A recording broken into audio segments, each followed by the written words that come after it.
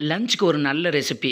உடம்புக்கு குளிர்ச்சி தரக்கூடிய வெந்தய சாதம் எப்படி செய்யணும்னு பார்க்கலாமா? வாங்க இப்போ ஒரு குக்கரில் வந்து ஆயிலும் 2 டீஸ்பூன் கீயும் எடுத்துக்கலாம். 1 1/4 டீஸ்பூன் அளவுக்கு வெந்தயம் சேர்த்துக்கலாம். ஒரு பெரிய வெங்காயம் பொடியா நறுக்கி அதையும் சேர்த்துக்கங்க. கொஞ்சமாக கருவேப்பிலையும் சேர்த்துட்டு 3 பச்சை மிளகாய் லைட்டாக கீறி விட்டு அதையும் சேர்த்துட்டு நல்லா வதக்கி விட்டுருங்க. கொஞ்சமாக மல்லி இலையும் சேர்த்துக்கலாம். ஒரு பெரிய தக்காளியை ஒரு தக்காளி பொடியா நறுக்கி அதையும் சேர்த்துட்டு 1 டீஸ்பூன் அளவுக்கு இஞ்சி பூண்டு பேஸ்ட்டும் தக்காளி வதங்குறதுக்கு தேவையான அளவுக்கு உப்பும் சேர்த்து நல்லா வதக்கி விட்டுருங்க. தக்காளி நல்லா வதங்கினதுக்கு அப்புறமா ஒரு 1/4 டீஸ்பூன் அளவுக்கு மஞ்சள் தூள் சேர்த்துக்கலாம்.